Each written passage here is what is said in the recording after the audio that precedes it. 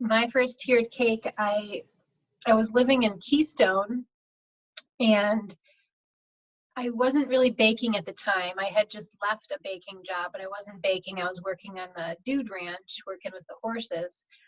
And one of my friends in the neighborhood, she said her mom has a friend, so it's a friend of a friend of a friend who needs a wedding cake.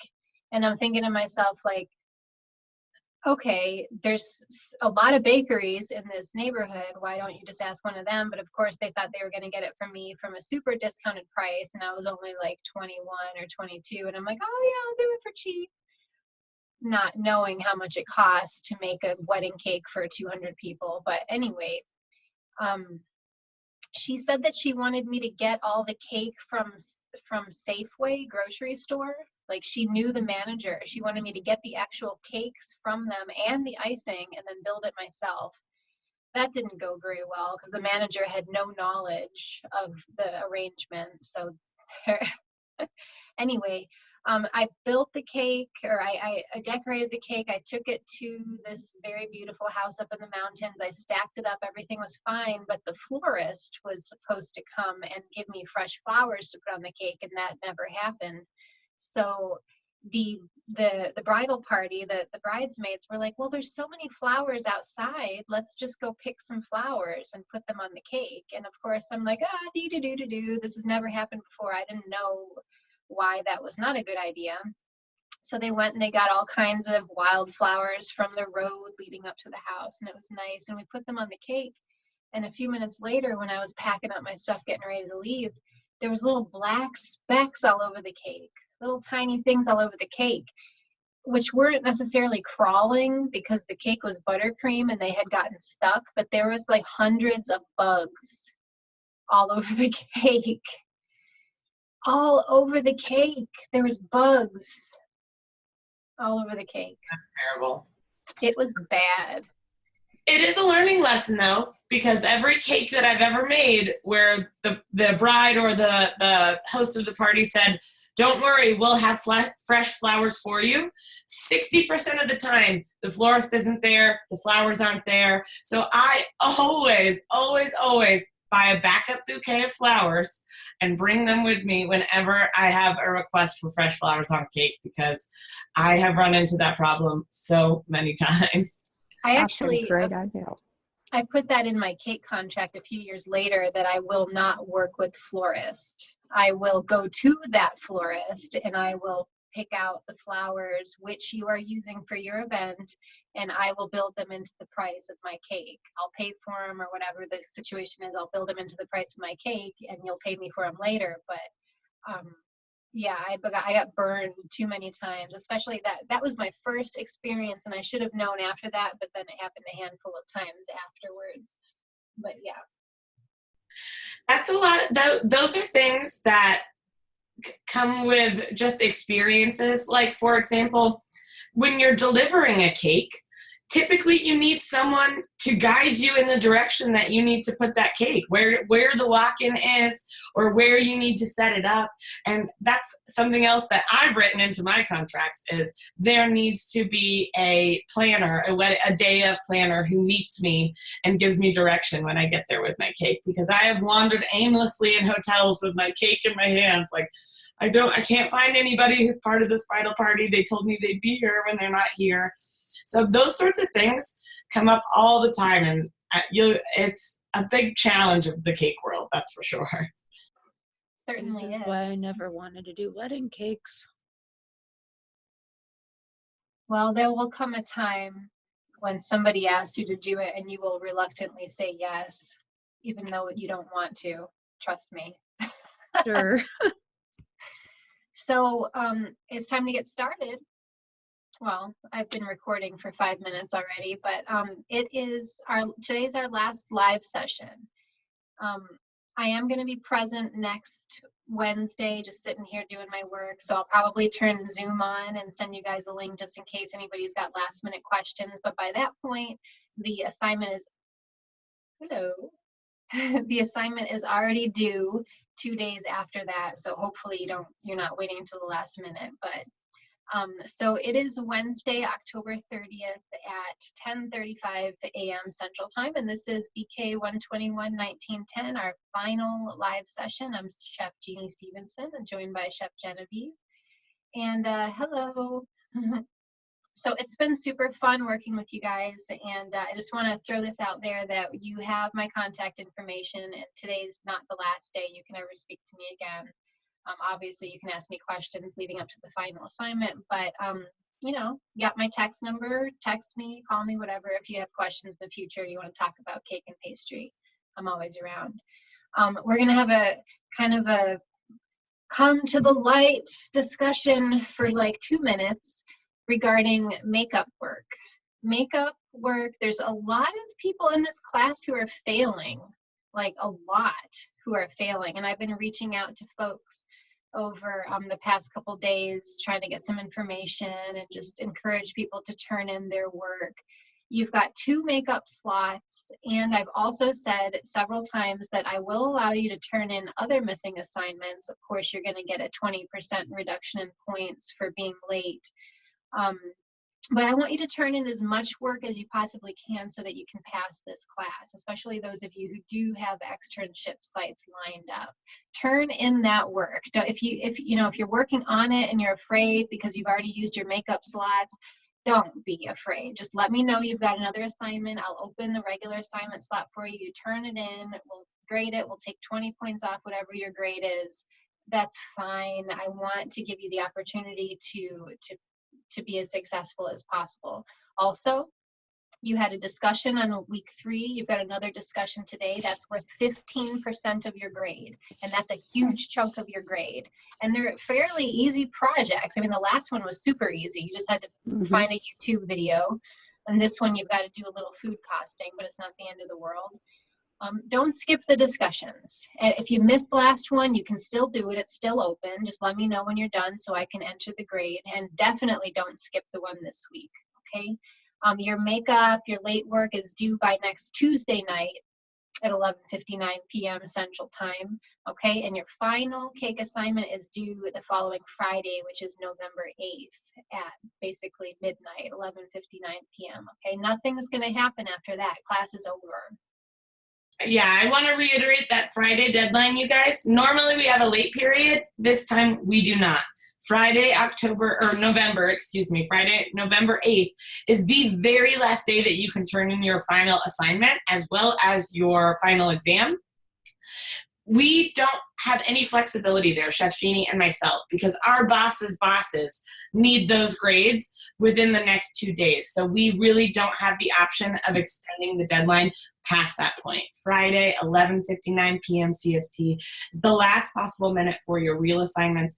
And Tuesday, November 5th, is the very last day for makeup assignments, because I need time to make sure that everything is in those makeups. If there is a narrative missing or something like that, I want to give you the opportunity to get that fixed before the last day of class. So Tuesday, November 5th is the very last day for makeups. Good. I'm going to screen share the class page. I am in student mode here, so it should look like what yours looks like. I did put an announcement in this box yesterday about the extra credit, I think. I'm just going to go over that real quick. You scroll all the way down to the last banner, which says makeup assignments. Click on it, and then you'll notice that you've got your 2 makeup slots, and then there's an extra credit project. The requirements are right here. It's a buttercream drip cake. Gonna look something like this. I figure as long as you guys are making cake, you might as well make one more. And this project will bump your grade up by 2 or 3 percentage points. So it's definitely not gonna hurt. When you want to submit that, you're gonna click on this button. Not a makeup assignment button, not anything else. You're going to click on the extra credit button, and then of course you will submit it down here at the bottom under add submission, just like you normally would. I'll take a look at it. I'll give you the points.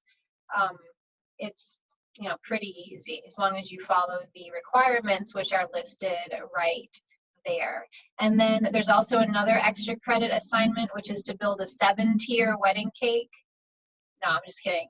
It's the end of course survey, and that's going to become available in the next few days. And that'll also be in here somewhere, or up at the top of the class page, there's going to be a course survey somewhere on the page. When it pops up, I'll tell you about it. But you complete the survey. I look at the logs. I look at the reports. I see who's done it. I give you the points for it. That's it. And you don't have to fill it out a certain way. Just be honest. Whatever you have to say about it. When you do the survey, you get the points. You don't do the survey, you don't get the points. Okay?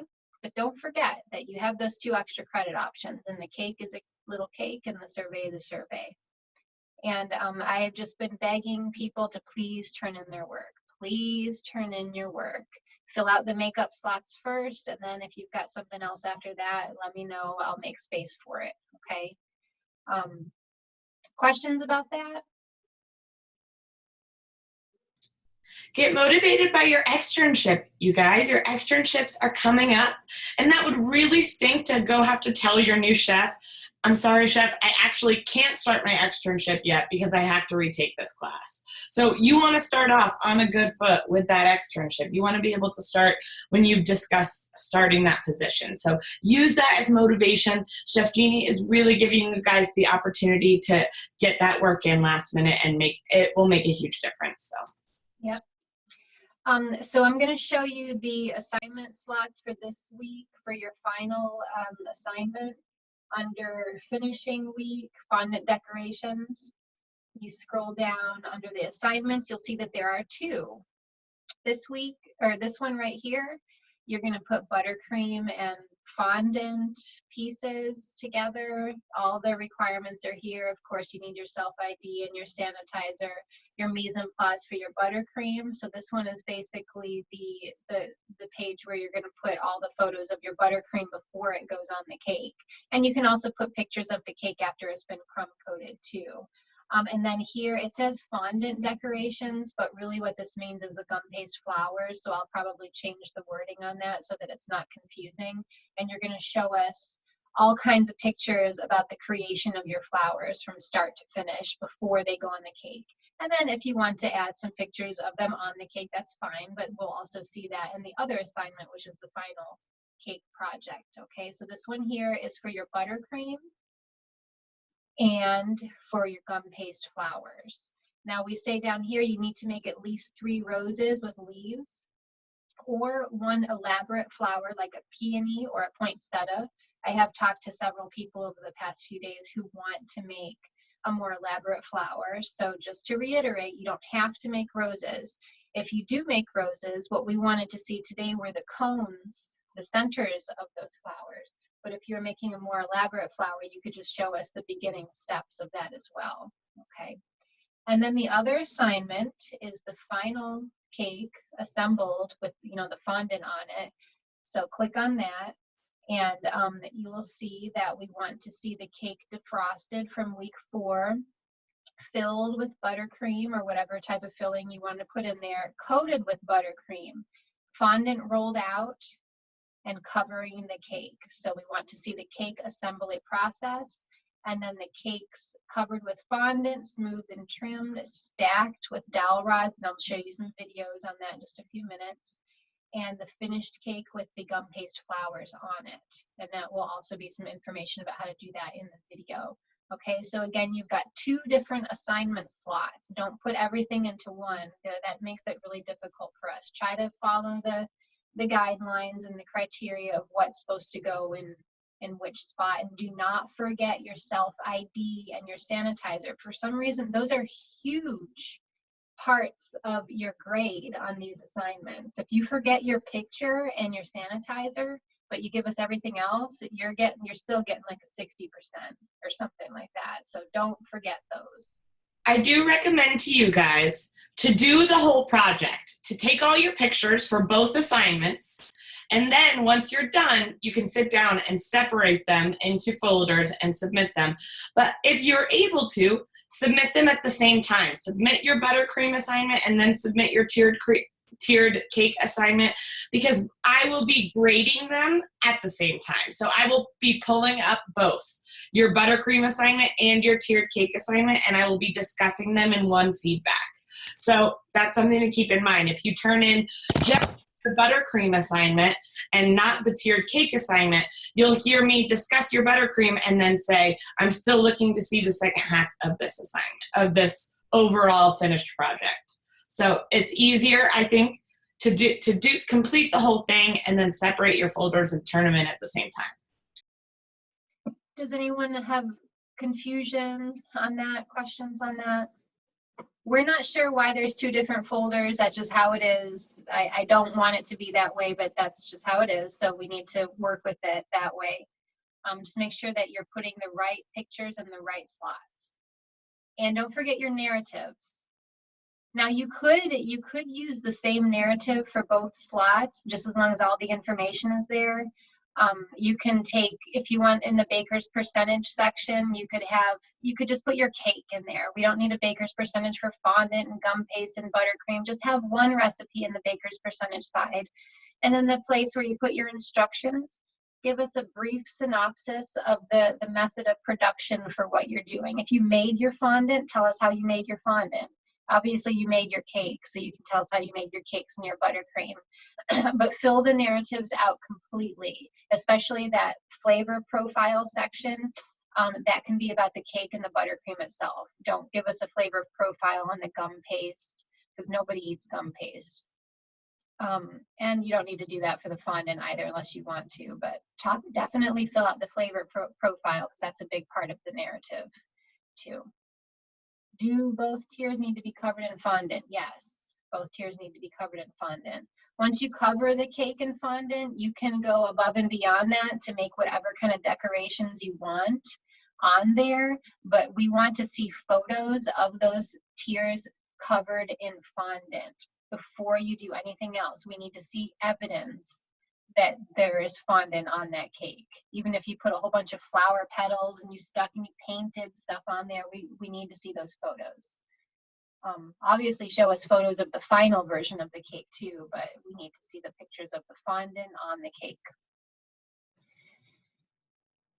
Okay, so I'm gonna jump right into the videos on the class page. These are new videos. They were just made recently, so that's exciting. This is the first time we've had them on our class page this term. You have an Escoffier video of the tiered cake decorating and assembly. There's also one for royal icing, which you can use to kind of stick the two tiers together, but you don't have to. This is usually something that we use when we're making really, really big, elaborate cakes. But I'm not sure why this is on there, cookie icing, but it's just kind of fun to watch if you want to. I also added 3 other videos I found on YouTube, which I liked. This one is from the famous Crumbs and Doilies bakery in London. And if you start at the 8-minute, 12-second mark, she is going to demonstrate how to build, I think, like a 5-tier cake. And then this one here is covering a cake in rolled fondant, just like our video. And then here's another one with stacking. This one is really good because it kind of goes in detail, and I can show it to you in a little while. It goes in detail of how to put the dowel rods in the cake.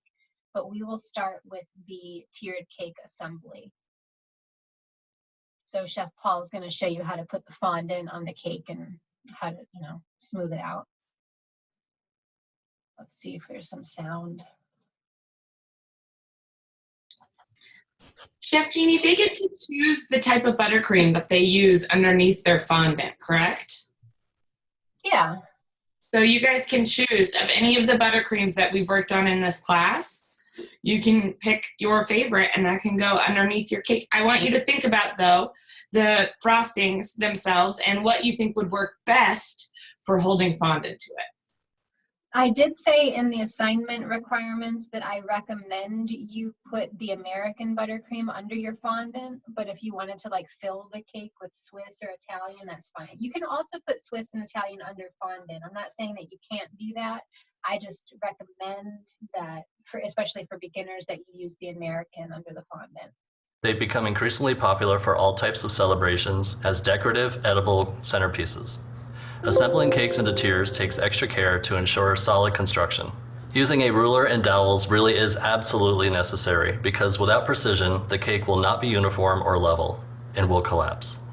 to cover our first tier, we are going to need about 4 pounds of fondant. So straight fondant, no gum paste here. So we're gonna knead it until it's the consistency of soft chewing gum. You break it into 2 or 3 pieces and then knead each one individually and then combine them and then knead it as a whole. Once it's been kneaded, this could take anywhere from 5 to 10 minutes. Then you can start to roll it out. Make sure you scrub your surface entirely before you start. Don't be tempted to knead your fondant in the mixer. Do not put the fondant in the mixer to knead it. Your mixer will break almost instantly. I've seen it happen. And then using a dowel, so this is a fondant rolling pin. If you have a straight French style rolling pin, a wooden one, that works fine too. Starting from the center and working your way outward. We want to roll this down to about 1/4 inch thick.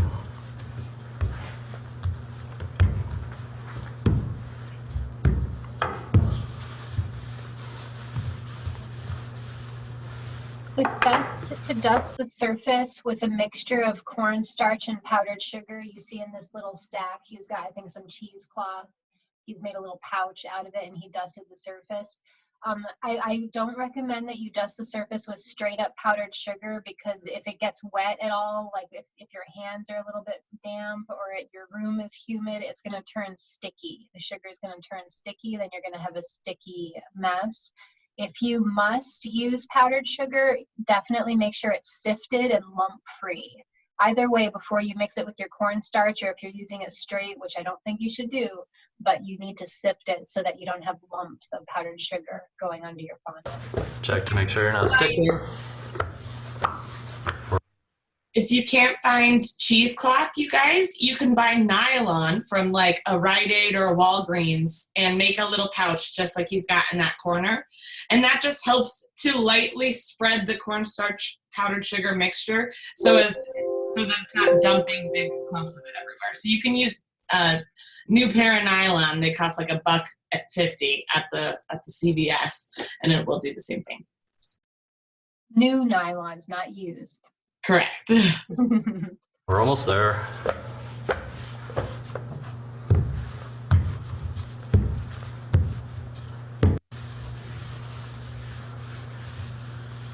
Base already covered with a tag. Rolling out your fondant, you want to continuously pick it up and kind of turn it so that it's not sticking to your table. Worst thing is that when you roll out the fondant, it's nice, beautiful, smooth sheet is 1/4 inch or 1/8 of an inch, whatever you're planning to do. Then you try to pick it up and it sticks to your table. So every time you give it a couple rolls, lift it up and turn it, put a little bit more dust underneath if you need to so that it doesn't stick to the table. And buttercream. Just want to make sure that this is chilled completely before covering with the fondant. It makes it a little bit easier. You can take your dough carefully and just roll it like so, and then unroll it. So the next part is very crucial to keep your fondant smooth. You're going to start on the top with your hand and just kind of help it adhere to the buttercream. Any imperfections you have, you can rub these with your hand, and you're going to start to go around the side of the cake like this. And then grabbing the bottom of the fondant while working your hand around the side of the cake is the best way to apply your fondant covering. You don't want to do one side and then continue, because when you get to the back, you'll have all these extra pleats and excess fondant, and we don't want to see that. So carefully work your way down.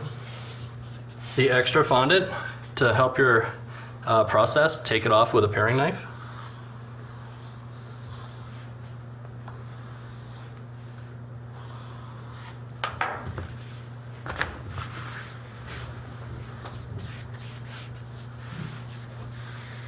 So now we have to trim the bottom. So there's a couple ways of doing this. I find this the easiest way. First, we'll go trim some of the excess again with our paring knife. You don't want to cut under the cake or too close to the cake. Give yourself a little bit of space, like maybe 1/4 inch.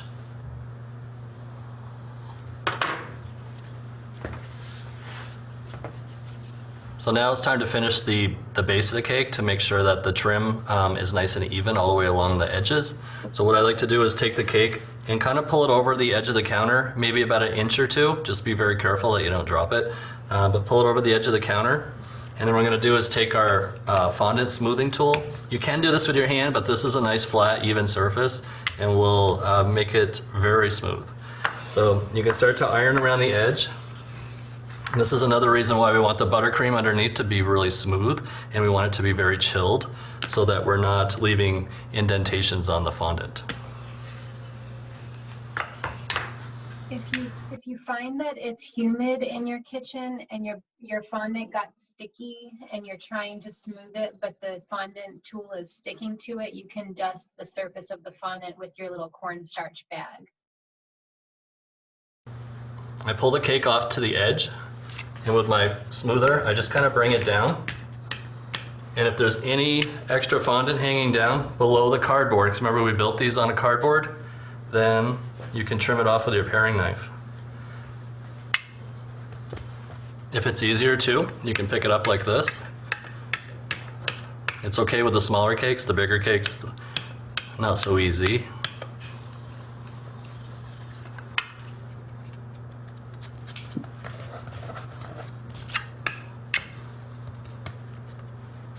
And we'll just place it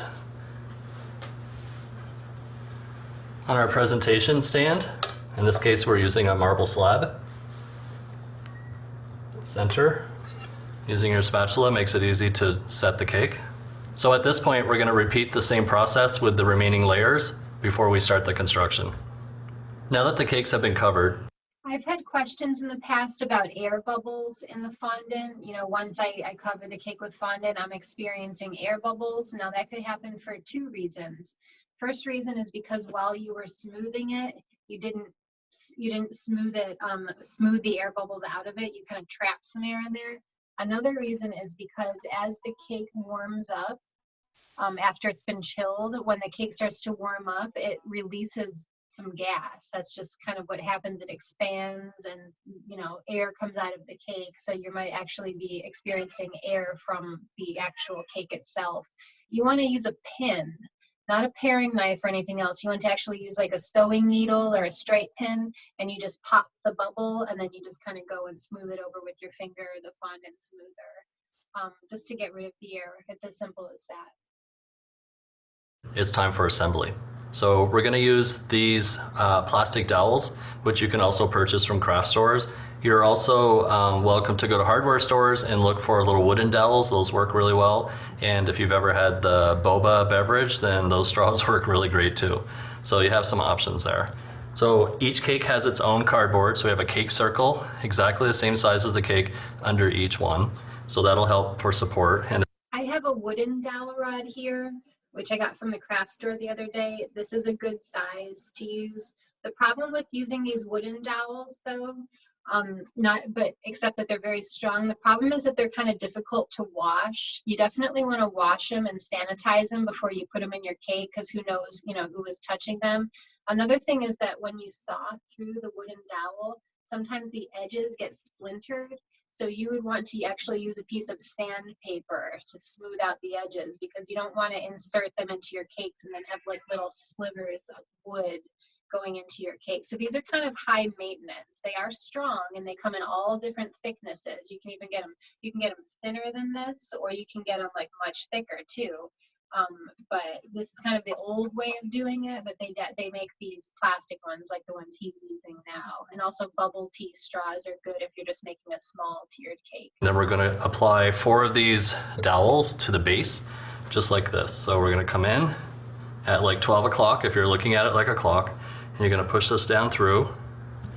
And then using a Sharpie with something with a sharp point, you're going to come in and just mark just above the fondant. You don't want to write on the fondant with the Sharpie. You're going to lift this up and you're going to cut just below that little mark. A serrated knife works really well for this.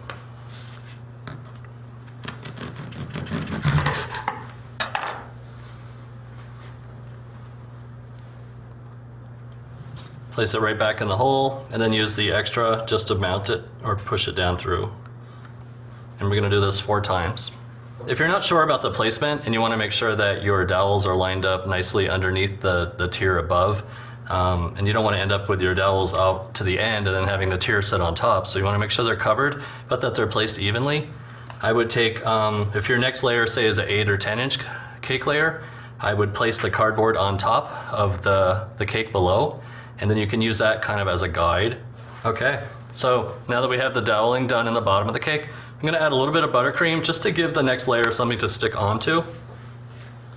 So I have some of the Italian buttercream that. Now he's using buttercream, but there is another video on the class page about royal icing, and that is, I think that's why it's on there, because that's another good option to use to stick the two cakes together. Royal icing is actually going to dry hard, so like if you built this cake today and you're serving it tomorrow, the icing is going to dry together and kind of like glue the cake to the other cake too. So that might be one reason why you want to use royal icing, to make it a little bit stronger. Buttercream is going to act sticky, but it's also it's not going to dry hard. It's just going to stay kind of soft and kind of slimy too. So it's not going to act as a glue. That we use to mask the cake or to fill the cake as well here. So we'll just put a little in the middle. And then using your offset spatula.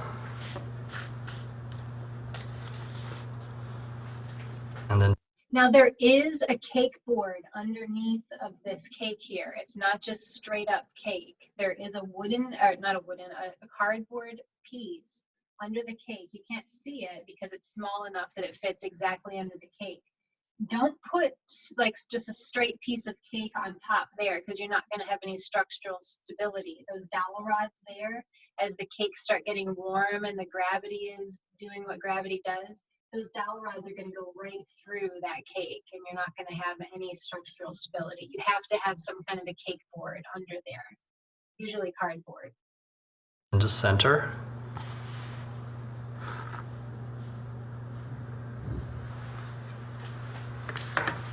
And now we're ready for the next level. So we're going to repeat the same process we did before with the doweling. I'm going to do 4 more dowels up here.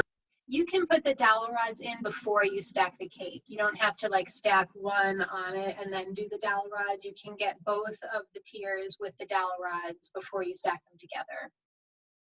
And then we're going to place the small cake on top. So just a reminder, you guys are required to do a 2-tier cake. He's making 3. You can make a 3-tier cake if you want, or a 12-tier cake, or whatever you want to do, but 2 is the requirement. Don't do 12. Make sure the top is centered. And now you're ready for decoration. Because they will be served at events, it's even more important to consider both transportation and storage of tiered cakes. There are some cakes that may even require assembly or finishing touches on site if they're particularly elaborate. While they take some time to assemble and even serve, there's nothing quite like a beautiful tiered cake. And now you're ready for one thing I wanted to say was that if you want to give this cake even more stability, you can take the wooden dowel rod, like the one I just showed you.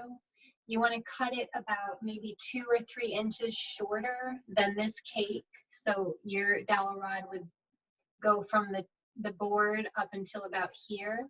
Sharpen one end of it like you're making a spear for hunting. You're going to sharpen one end of the dowel rod, and then you're going to hammer it right through the middle of the cake. And you can only do that if you're using cardboard cake boards. If you have plastic cake board or wooden cake board, you can't hammer the dowel rod through the center. But if you've got cardboards in there, you can make your little spear and you can hammer it through. And again, it needs to be slightly shorter than the cake so that it's not sticking out the top. And then that's going to make it a lot safer for you to drive with, so that those tiers don't slide apart. But you really have to let the customer know that you did that, because once you leave after you deliver that cake and they're trying to disassemble it and cut it and they don't know that's in there, they're not going to understand why they can't take this cake apart. I've heard this before. After a couple hours after I delivered a cake, somebody calls me, "What did you do to this cake? Why can't we get it apart? We're trying to slice it." And I'm like, "Oh, I forgot to tell you, there's a dowel rod that goes right through the center." So they can take the flowers or whatever off the top, the bride and groom, kind of reach down in there with some gloves on their hands. You might even leave them with a pair of plastic gloves to use. Just kind of reach down into that hole that's there, grab the dowel rod and pull it out. And then they can take the top tier off, they can take the middle tier off and cut it like they would normally cut it. But that's definitely going to help with the structural stability if you're driving. I can't show you how because I don't have a cake here to use, but if you have, if you have this dowel rod, just take a small paring knife or whatever knife and sharpen the end of it like a spear. Again, make the dowel rod a couple inches shorter than the actual cake, and you're going to stick it through the top of the cake, and then using like a hammer or something hard, the back of a coffee mug or something, you're just going to pound it into the cake, and it's going to go through that cake board. It's going to go through the other cake board all the way down to the whatever your cake is sitting on, the marble or whatever you're using, and that'll just be in there so that the cake tiers don't slide apart when you're driving around with it. Even if you've assembled it on site and you didn't drive with it assembled, let's say you assemble it on site and then you leave, you don't know what's going to happen to that cake once you leave. Maybe you put it on the table and a server is going to move it to the cooler, and then somebody else is going to take it out of the cooler and put it there. And you never know what's going to happen to that cake. So the more structurally sound you can make it, the better. What happens to me, and now I know better, and now I know to ask, but so many of my cakes have been put outside to sit in the smoldering sun until the reception.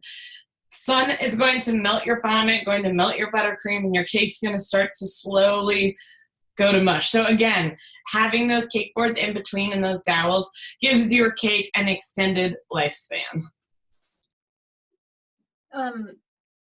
The video that I put on there, which is stacking a tiered cake, called Minette Rushing, I'm going to screen share with you. She does it at the end, so I'm just going to fast forward to that part before we watch the other Escoffier video, just so you can have a kind of more of a visual here. This one is the stacking a tiered cake, Minette Rushing cake. So if you want to click on that, you can watch it. You want to fast forward all the way to the end, and then, okay, here she's going to do it right now. I find out where I want it. I'm going to mark it. And then I'll use my pruning shears to cut. And I don't use these to clip my hedges with. So I want to make sure, yeah, that looks good. All right, so let's go ahead, and in the center of the cake, I'm going to push it in. She already sharpened it. I don't know if you noticed that, but it already had a point on it. And I've got a sharp point on it. I'm going to push it in until I feel resistance, and that'll be from the cardboard that this cake is sitting on.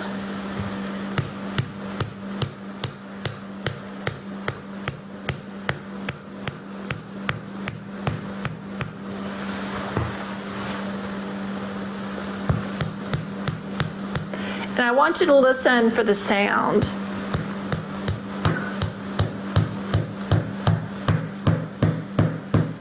All right, that sound tells me that I've hit the table with the point, and that's what I want. So now I know it's all the way in, and it's also sunk all the way through this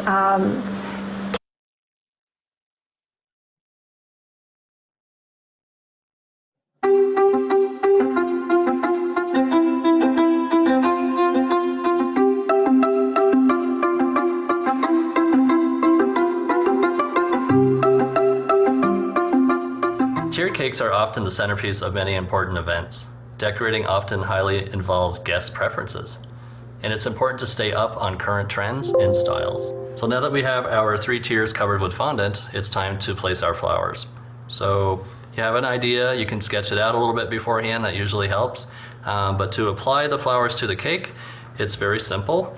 So you're gonna grab your flower, and you notice we've already taped them up, and it's a wire, so it's gonna stick into the cake quite nicely. But instead of just kind of jamming it into the cake, I like to use your needle nose pliers that you used before, and it kind of helps you guide the wire into the cake itself. So we're going to start up here, and we're just going to push this down through. And instead of getting your fingers down in there and marring up the surface, just use your pliers. And they even make longer ones too, if that's easier, especially for larger, more intricate cakes. I don't know. And you just push the flour right in, just like so. You don't have to do anything else.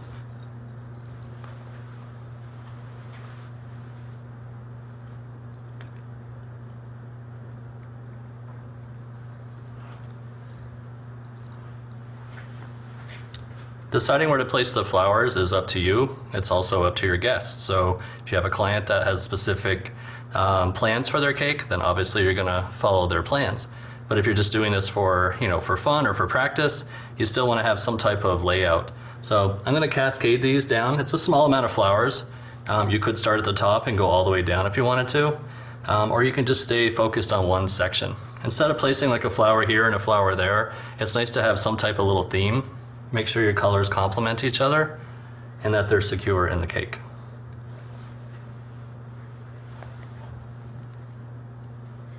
You'd also want to make sure that your customers know that your flowers are on inedible wires. It's a good idea to tell the customers pretty much everything about what the cake is made of, which basically involves giving them a sketch of the cake with a description of what the flowers are made of and how it's edible, but you shouldn't eat it. It's going to be like eating broken glass. They're on wires. There's sticks inside the cake. There's a spear going all the way through the cake. You want to be as descriptive as possible so that there's no room for these people to complain. You don't want to hear later, oh, I had no idea there were wires on the flowers, or that there were wooden sticks inside the cake, or blah, blah, blah. Be as descriptive as possible with the construction of the cake. I have some leaves here too. And these leaves are made in the same way that you do your petals for your rose. So I put 3 together like this.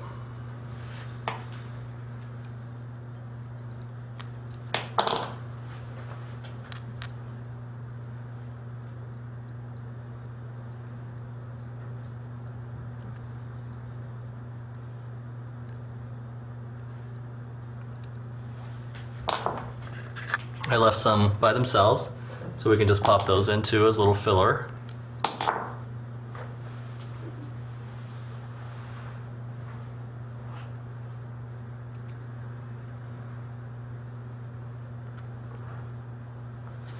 And you can continue, you can keep adding more flowers and more leaves. It's up to you with your design. You can keep it very simple. And if you notice, there's some openness between the cakes here, between the 2 sections. So if you want to do like a little piped border in there, you can. You could also do like a ribbon. That would be fine too. So I'll just do a simple little pearl border here.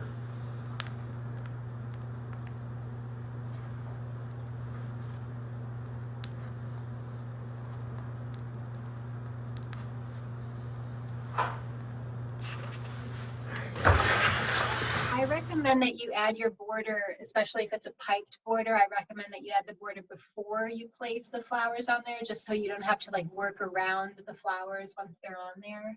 I mean, it's not the end of the world if that's how you have to put the border on later, but I just think it's best practice to put it on before the flowers are arranged.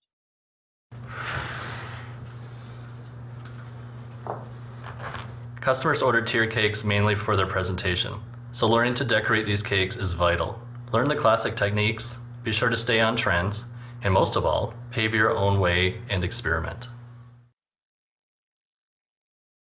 While I'm screen sharing, I'm going to show you 2 assignments from last term, which are really impressive. Probably the most impressive ones that I saw. Actually, there's a 3rd one, but I can't remember what the student's name was. Maybe Chef Genevieve can remind me. But here you have a student submission. Can you believe that? That's gum paste flour right there. All that's gum paste flowers. It's unbelievable, but believable at the same time because you're capable of a lot. You really are. Here's another one. A little bit more simple, but still nice smooth fondant. You've got the border, just like I requested, 3 flowers with leaves. Okay. So what was the other one? It was purple. It had ruffles on it. Do you remember? Well, I remember one student who did the peony. She did a really huge peony, and it was really good. You sent it to me. Okay, I just have to remember her name. I'll send it later, or I'll pull it up later if I can. I'll see if I can find it. What kind of questions do you guys have? I know you're probably, there's a lot going through your head right now. What kind of questions do you have? Are you scared? What do you think? Advice that I already have for you, and it's similar advice that I've given every single week. Please, please do not wait until the very last minute to try and do this. This is something that you want to give yourself plenty of time. If you are rushing through this, you are going to get frustrated. Your fondant's going to crack when you try and cover your cake. Maybe you'll drop a flower, and that'll be really heartbreaking. So please, please, please give yourselves plenty of time to work on this project. Katie asked, how do you make the edible glue? The glue is for gluing the flower petals to themselves, basically for gluing the petals together. You could just use water. Whatever you're using, you want to paint on very lightly. You're not trying to put a whole bunch of liquid onto your gum paste, because then it's not going to dry and everything's just going to slip off of itself. But you could use water. I like to use pasteurized egg whites. You can take a little bit of your gum paste, like maybe like a penny-sized ball of your gum paste, and kind of break it up into pieces. Put it in a dish with maybe like 3 or 4 tablespoons of water and let it sit overnight in a piece of Tupperware. And then the next day you'll find that it's kind of melted into the water. You can make it that way. You could buy the little vial of edible glue in the cake section for $5, however much it costs. I don't think you should do that. You can just kind of make your own. You could even do it with fondant, the same way I just described with the gum paste. You just want something wet and sticky to brush onto the cone or to the petals, so that you can put more petals on there so that they stick together. Okay, how much fondant do you need to cover each tier? There's a lot of charts that you can find online. Let's see if we can find one, and you can just look it right up. What screen am I sharing? Do you see this YouTube video? Okay. Yes. On screen number 2. How much fondant to cover?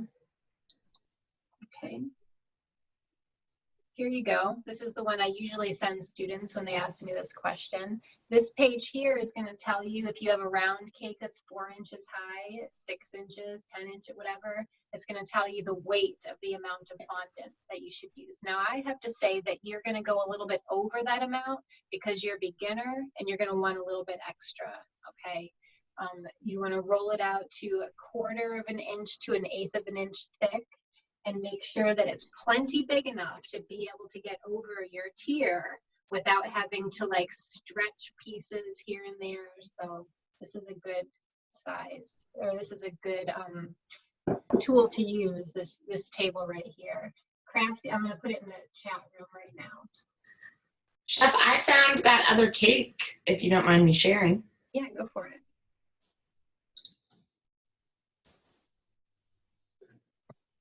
So she did the big peonies on the top. She did 1 big rose, and she did 2 medium-sized peonies. And peonies take practice and take a ton of petals and really shaping them in the correct way to get them to have that rounded bulb sort of look. She's got multiple sizes. She's got like little buds, and her flower, or her leaves, I don't know if you can tell, but she's dusted in a way that there's sort of a shadow. It's like the darker green is around the edges and it gets lighter towards the center, and it just gives them a really beautiful, realistic look. And then she chose to do a ruffled fondant bottom, which is perfectly fine by me as long as one of your tiers has a smooth coat of fondant on it. So just make sure that both tiers need fondant in one way, shape, or another, but one tier at least needs to have a smooth coat of fondant. But if you wanted to do something like this with your other tier, that'd be perfectly acceptable. I had a question. the other day about how to use the non-toxic pastels for coloring. And I think we went over that in the last live session, but if you are using the non-toxic pastels, which are essentially these little chalks right here, how do I get it on my flower? You want to get yourself like a little tea strainer or something like this.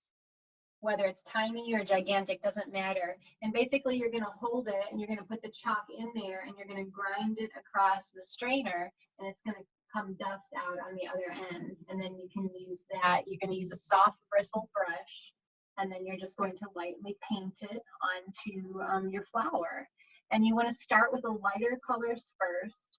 And remember that flowers are not always the same color. So like if you have a pink rose, the pink rose is probably going to be a little bit darker in the center, and it's going to get lighter as it goes out. So you would cover the whole thing with a light pink dust, and then you would take varying shades of darker pinks and work your way into the center, go down into like the petals where it meets the cone and dust the dark in there. You know, you just try to make it as lifelike as possible. And they don't have to be like real life flowers. They could be fantasy flowers too, if that's, you know, what you want to do. What else? I'm going to show you those pictures again that I showed you last week of kind of my flower process. Where is it? So some things for you guys to consider just as future cake bakers. Fondant is expensive. Even when you make it yourself, it's still going to cost you more to make a fondant wrapped cake than it would be to just make a buttercream covered cake. So that's something that when customers come in, a lot of times they do not have the knowledge that we do. So they come in with big Pinterest dreams. They're like, check out this cake I found on Pinterest. How beautiful is it? This is what I want. And sometimes we have to explain to them, all right, that's absolutely an option, but here is where the cost is going to come into play. If we want this element and this element and this element, it's going to cost X amount of money. Versus if we were to do a buttercream cake, we could reduce the price by X amount. So it's something to consider both yourself as a business owner and something to make your customers really aware of. Just like Chef Jeannie said, when you give them that sketch of what's in the cake, you can do that beforehand, before you even made the cake.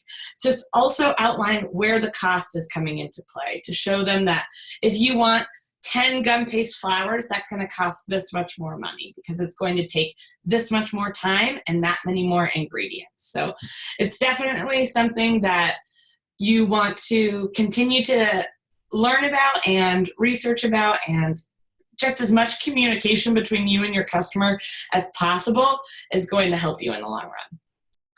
While we're talking about cost, you do have a discussion this week, which is basically on food costs. So I'll pull that up and we can chat about that just for a second here. Under finishing week, under the discussion section, you've got food costs. Now, there's lots of words here. There's lots of words. It looks intimidating, but it's not. I broke it down for you as descriptively as possible. Okay, before it was basically like 3 sentences. And last term, I had so many questions about what we wanted you to do here. So I'm going to read it to you. Choose one product. Think of it as something you would like to sell at your own business.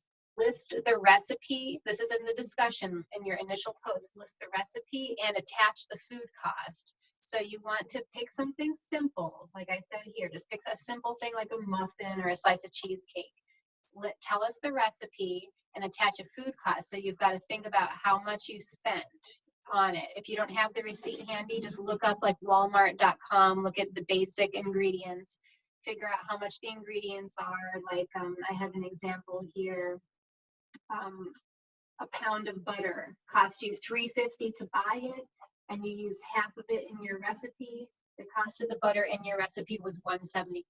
So you've got to break that down for each ingredient. Okay, so give us the recipe from start to finish, including garnishes or whatever, but keep it simple. That way this doesn't take you all weekend to do it because you've got other stuff to do. Simple recipe, simple food cost.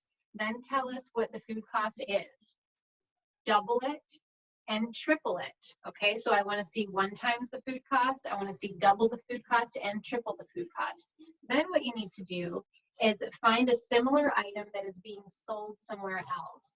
So look up a bakery or restaurant, whatever you want to do, that's selling the item that you are selling. Tell us what their price is. And then that's just really simple. It's a, you know, XYZ bakery sells their cupcake for $5. That's all you need to say right there. Then in step 5, you want to tell us how you're going to communicate your price to your customers so that they can see the value in your product. Okay, so if you want to sell your cupcake for $11, you need to describe to me why it's worth $11 and how you're going to communicate that to your customer. Basically, what makes this cupcake worth $11? And then, of course, reply to 2 of your classmates, however you want to do that. Just say whatever you want to say. Talk about their initial post the way you would any other discussion forum. Then you have an example down here of what we're looking for. Tell us your product. Break down the cost of it. Tell us how much it costs. Tell us 2 times the cost. Tell us 3 times the cost. Give us a competitor, what they sell their product for. Tell us what you're going to sell your product for. Tell us why you're going to sell it for that much. And then, of course, give us the recipe with the prices of each ingredient attached to it. Does that make sense? Okay, I know, like I said before, I know there's a lot of words here. Please don't be intimidated by it. What you have down here is a reminder of how to get your food cost. If you're thinking to yourself, like, how do I do this again? This is just a breakdown of how, you know, basically you take your recipe and you assign a number to each ingredient. And you have to break down the price. Again, you know, if you bought a 5-pound sack of flour, you're not going to give me the price for the 5-pound sack of flour. You're going to break it down into grams or ounces, or, you know, however, you know, if you're using 30 ounces of it in your recipe, that's going to be a different price than what you bought the whole bag of flour for. Okay. Do I want ingredient weights or just an ingredient list and price? We want to see the whole recipe. And it doesn't have to be like your famous cheesecake recipe. You can just give me any recipe. If we're talking about a piece of cheesecake, for example, just give me a cheesecake recipe, cost it out, and then answer the other questions. I'm not asking anybody to share their famous, you know, secret cupcakes or whatever. Just do the food cost discussion assignment. And then if you want to go into more detail about why your product is going to be worth what you're trying to charge for it, that's, you know, we're just trying to get you to think about this in terms of selling things, why you're worth what you're charging. Just like Chef Genevieve was talking about a second ago, you know, the cakes are a certain price and customers need to know why. They need to know why is this cake that, you know, why is this 3-tier birthday cake that's got Minnie Mouse on it? Why are you charging me $450 for it? Well, okay, here's a breakdown of how much it cost me to make. And the cakes are not cheap to make. I'm sure you know that by now. I made a 2-tier baby shower cake for a lady a couple years ago, and I was surprised that it cost me $80 just to make the cake, with the buttercream and the fondant and all the decorations. And then on top of that, I want to pay myself. And then on top of that, I want to make a profit. That's one thing that you can't forget about, is making a profit. You're not just covering your costs and paying yourself. You also want to, like, actually make money on what you're doing above and beyond the cost and your hourly wage.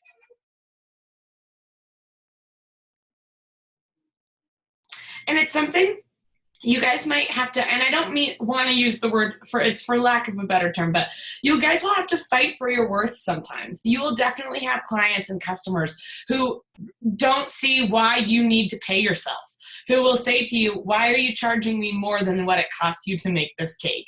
And you just have to stay patient, you have to stay professional, and you have to stay kind. The best that you can do if somebody is really challenging your budget, because it will happen, is you can ask them, what is your budget? What is the amount that you'd like to pay? Here is what is possible within your budget. If that's the maximum that you want to pay, here's what I could make happen within your budget. If that's something that doesn't work for you, I hope that you are able to find someone who can work with you within that budget. I'm grateful for your your time and reaching out to me. You do not have to sacrifice yourself if there's a client who won't budge when that's what it costs you to make a cake and to pay yourself. So that will happen sometimes. But on the opposite end, you'll also have customers who are more than willing to pay that price and who are happy and excited and eager. So just remember, no matter what, no matter the customer, you want to stay kind, patient, and professional. Did anybody want to talk about marshmallow fondant? I just saw that in the chat room. I just enclosed the recipe for it. This is a recipe that I have put to memory because I make it like constantly. I'm just like randomly making marshmallow fondant. You want to take your marshmallows and your shortening in your water and melt them. You can do that in the microwave, or if you're making a large batch, you can do it over a double boiler, but gently. Melt the marshmallows until they're almost completely melted. You might have a little chunks here and there, but they should still be white. It should still be fluffy. You should not melt it so much that it's turned yellow and clear. Then you've gone way too far and there's no fixing it. Okay, so melt the marshmallows until they're almost all the way melted. Then you're going to put it in your stand mixer, or you could do it by hand if you're making a small amount. And you're going to add about 75% of that amount of powdered sugar, sifted. And the reason why you don't add all of it at once is because depending on your temperature and your climate and the humidity, if you add all of it, that might be too much and you might be making your fondant too dry. So start with like the bottom number and then work your way up from there once you get it mixed together. And you can assess like the stickiness of it. Marshmallow fondant is a great thing to make because it's cheap. Like you can make a whole bunch of this stuff for cheap. And it tastes good too. It tastes like marshmallows. But the thing is, like, it's not great for beginners to use the first time, because if you don't know what fondant is and how it feels and what it looks like and how it's supposed to behave, you won't know how to make this marshmallow fondant properly, even though it's very simple to make. Just like I told you before, I don't recommend that you make the fondant recipe that's on our class page the first time you're using fondant, because you don't know how fondant is supposed to do. So if I'm not like right there with you to show you what it's supposed to look like, you might be mixing it and you're like, okay, is this too sticky? Is it not sticky enough? Is it too soft? Is it too hard?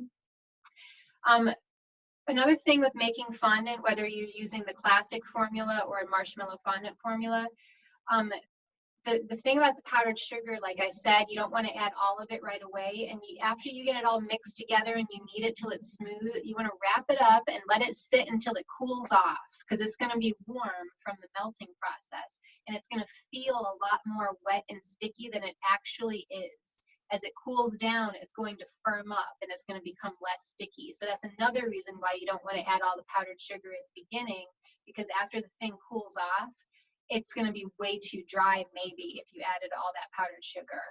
Okay, so you have to knead it until it's nice and smooth and it looks like it's ready to use, but it's still warm. Wrap it up a few times and just let it set for a couple hours until it's room temperature, and then you will know if you need to knead in more powdered sugar or not.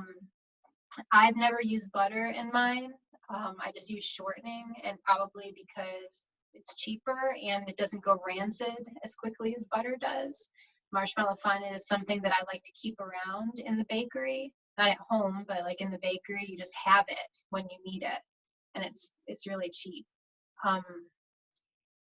And in my opinion, it works the exact same way as regular fondant. It might not be as humidity resistant. Like there's certain brands of classic fondant, like there's one called Karma Massaticino, which I used to use when I lived in Florida, and it was a more resistant to humid and hot climate.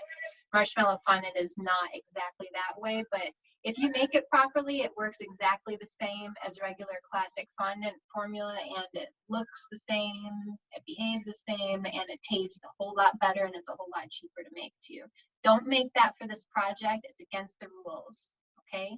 We either want to see you make the fondant formula that's on the class page, show us all your mise en place, or buy it. Don't make marshmallow fondant. Edwina asked, can you add store-bought fondant to marshmallow fondant? Can they be combined? Yeah, you can do that. That's actually a trick by Liz Merrick. You can find it if you Google Liz Merrick marshmallow fondant. That's what she does. She makes marshmallow, and then she's got the Wilton brand of fondant, and she mushes the two together. And she just thinks that it works better that way. Like it's a little bit easier to handle and it doesn't break as easily. But I find that marshmallow fondant, if you just make it properly, which takes some practice, that it works really well. Good quality marshmallows are better for that. Sifting your powdered sugar, don't forget to sift, okay? Don't leave it on the heat too long, because if you leave it on the heat too long, you get these like little balls of like almost like yellow rubber. It's the gelatin hardening from the marshmallows. Yes, I've made it a million times. Every way, the right way and the wrong way, so.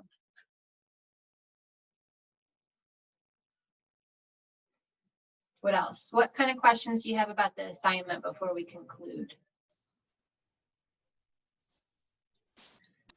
You guys want to see my very first ever fondant covered cake that I made as a pastry student? Yes. It's a little rough around the edges, but I still love this cake. We were just brand new, fresh little pastry students. We all worked on different tiers and different little elements, so there were 4 of us that worked on this cake. We learned things like fondant shrinks a little when it dries. So we had made these walls of our castle, let them dry, and when we tried to connect them, we were like, oh, they shrunk when they dried, so now they don't fit together perfectly. But that was all what, I mean, it's something that I never forgot. So I want to remind you guys that mistakes can be just as helpful as knocking something out of the park on the first time. Every single time I make a cake, something goes wrong.